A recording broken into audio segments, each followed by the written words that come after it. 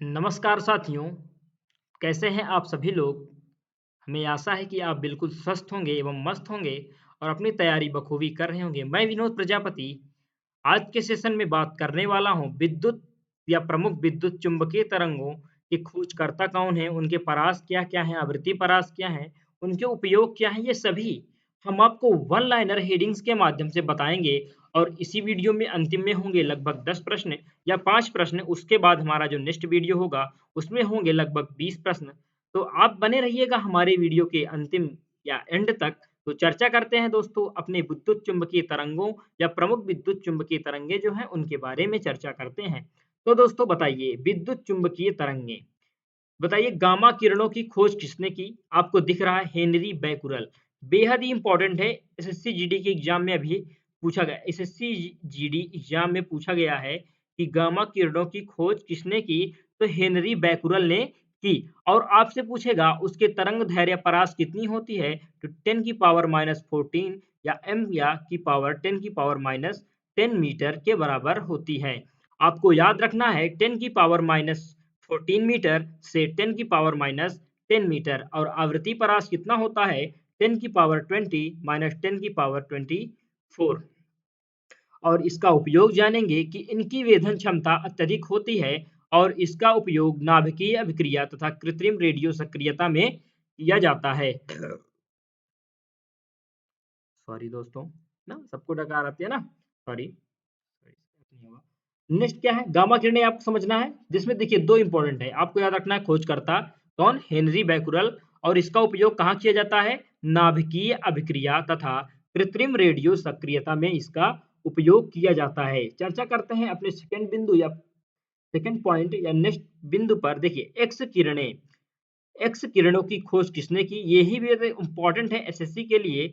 W C Röntgen, किसने? W C Röntgen, जिसकी आवृत्ति या तरंग दैर्ध्य परास 10 की पावर -10 मीटर से 10 की पावर -8 मीटर तक है और आवृत्ति परास 10 की पावर 18 माइनस या 10 की पावर 18 से 10 की पावर 16 तक है और इसका उपयोग चिकित्सा एवं औद्योगिक क्षेत्र में किया जाता है। बेहद ही इंपॉर्टेंट है एक्स किरणें, कि एक्स किरणें का उपयोग कहाँ किया जाता है? तो उसका उपयोग चिकित्सा एवं औद्योगिक क्षेत्र में किया जाता है। किसमें किया जाता है दोस्तों? चिकित्सा एवं औद्योगिक क्षेत्र में किया जाता है। वहीं चर्चा करते हैं नेक्स्ट बिंदु या नेक्स्ट पॉइंट के बारे में, पराबैंगनी किरणें। पराबैंगनी किरणें जिन्हें हम अल्ट्रावायलेट रेडिएशन के रूप में जानते हैं, इनकी खोज जो हुई थी वह जोहान्स रिटर ने की थी। किसने की थी? जोहान्स रिटर ने, जिसका तरंग दैर्ध्य परास 10 की पावर -8 मीटर से 10 की पावर -6 मीटर तक होती है। बिल्कुल याद रखना है, आपको नहीं भूलना है। और जो इसका आवृत्ति परास होता है दोस्तों, वो होता है 10 की घाते 16 से 10 की घाते 14 और इसका उपयोग सिकाई करने में या प्रकाश प्रभाव उत्पन्न करने में किया जाता है एवं जीवाणुओं को नष्ट करने में किया जाता है। सिकाई क्या होता है? आपने देखा होगा जैसे सर्वर में चोट लग जाती है तो डॉक्टर क्या होता है, एक कॉटन का कपड़ा होता है उसमें थोड़ा गर्म पानी होता है, गर्म पानी भर देते हैं या कुछ भी भर देते हैं और इसे आपके सर पर, उसे क्या कहते हैं? इसे सिकाई, सिकाई होती है, सिकाई होती है। उसे किससे कहते हैं? पराबैंगनी किरणें। पराबैंगनी किरणों में सिकाई करने के लिए या प्रकाश विद्युत प्रवाह तथा उत्पन्न करने या जीव उनके जीव एवं जीवाणुओं को नष्ट करने में किया जाता है, किया जाता है। नेक्स्ट क्या है हमारा दोस्तों? कि दृश्य किरणें, जिसे हम विजिबल रेडिएशन का रूप कहते हैं। तो इसकी खोज जो हुई थी दोस्तों, उसे न्यूटन ने की थी और इसका तरंग दैर्ध्य प्रकाश 3.9 गुणे 10 की घात -7 मीटर है। कितनी है दोस्तों? ध्यान से देखकर बताइए। देखिए दृश्य किरणें 3.9 गुणे 10 की घात -7 मीटर से 7.8 गुणे 10 की घात -7 मीटर के बराबर होती हैं और इनका जो आवृत्ति परास होता है वह 10 की घात 14 से 10 की घात -12 इनकी उपस्थिति में वस्तुएं दिखाई देती है। यदि इनकी उपस्थिति ना हो तो आपको कोई भी वस्तु दिखाई नहीं देगी। तो चाहे वह कोई भी वस्तु हो तो उसमें दृश्य किरणों का अनुभव होता है या विजिबल रेडिएशन जिसे हम कहते हैं। नेक्स्ट हमारा है अगला बिंदु जो हमारा है वह क्या है? अवरक्त विरणन या इंफ्रारेड, इंफ्रारेड रेडिएशन, जिसे हम विलियम हर्शल द्वारा ज्ञात किया गया था या खोज किया गया था, जिसकी तरंग दैर्ध्य प्रयास है 7.8 इंटू 10 की पावर -7 से 10 की पावर -3 मीटर और हम उसके जो आवृत्ति परास है वो है 10 की पावर 12 माइनस 10 से 10 की पावर 10। देखिए उपयोग और खोजकर्ता, उपयोग और खोजकर्ता ये इंपॉर्टेंट है इस बिंदुओं में, इन बिंदुओं में। तो हम आपको बताएंगे उसका उपयोग क्या है। देखिए ये किरणें उष्मीय विकिरण हैं, जिस वस्तु पर आपतित होती हैं उसका ताप बढ़ जाता है और इसका उपयोग कोहरे में, फोटोग्राफी में, सिकाई में एवं टीवी के रिमोट कंट्रोल में किया जाता है। अब आपको समझ में आया होगा कि अवरक्त किरणों का उपयोग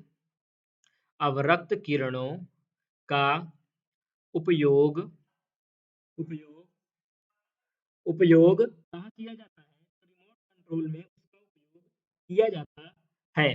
तो देखिए हम आपको नेक्स्ट बताते हैं, अगला बिंदु जो हमारा है 6, लघु रेडियो तरंगे। क्या है दोस्तों? लघु रेडियो तरंगे, जिसे हम शॉर्ट रेडियो वेव्स कहते हैं। इनकी खोज हेनरिक हर्ट्ज ने की थी।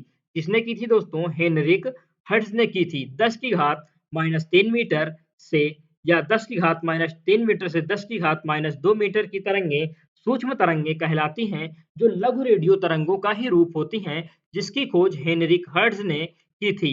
या 10 की घात, इनका जो तरंग दैर्घ्य या आवृत्ति परास होता है दोस्तों, वह 10 की घात 10 से 10 की घात 8 होता है और इनका उपयोग रेडियो, टेलीविजन, रडार एवं टेलीफोन में किया जाता है। रडार बेहद ही इंपॉर्टेंट है। क्या? रडार, क्योंकि रडार से आज तक कई घटनाएं ऐसी हैं जो एयरफोर्स के माध्यम से ज्ञात की जा चुकी हैं। तो इसके लिए यह बेहद ही इंपॉर्टेंट है कि रडार में किन तरंगों का उपयोग होता है। तो लघु रेडियो तरंगे जो होती हैं वह रडार के उपयोग में ली जाती हैं। किन में? रडार के उपयोग में ली जाती हैं। नेक्स्ट क्या है हमारा? दीर्घ रेडियो तरंगे। क्या है दोस्तों? दीर्घ रेडियो तरंगे। इसका जो खोज हुई थी या जो इसकी खोज की गई थी वह मार्कोनी द्वारा की गई थी और इसका तरंग दैर्घ्य क्या है कि 1 मीटर से 10 की घात 4 मीटर के बराबर इसकी तरंग दैर्घ्य परास है। और आवृत्ति परास के लिए चर्चा करते हैं तो वह क्या है? 10 की पावर 6 से 10 की पावर 4। क्या है दोस्तों? 10 की पावर 6 से 10 की पावर 4। इसकी क्या है? दीर्घ रेडियो तरंगे या उनके जो आवृत्ति परास है वो। और इनका उपयोग किसमें होता है? इनका उपयोग रेडियो एवं टेलीविजन में होता है। इन तरंगों का उपयोग किसमें होता है? इनका उपयोग रेडियो रेडियो एवं टेलीविजन में होता है। किसमें होता है दोस्तों? टेलीविजन में होता है। समझ में आ चुका होगा। एक बार थोड़ा दोहराते हैं आपको और समझाते हैं कि इनकी खोज किन-किन के द्वारा की गई।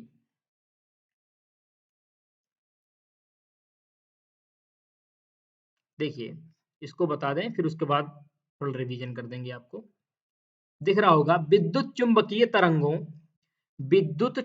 तरंगों एवं ध्वनि तरंगों में अंतर। क्या है? विद्युत चुंबकीय तरंगों एवं ध्वनि तरंगों में अंतर। पहला क्या है? माध्यम।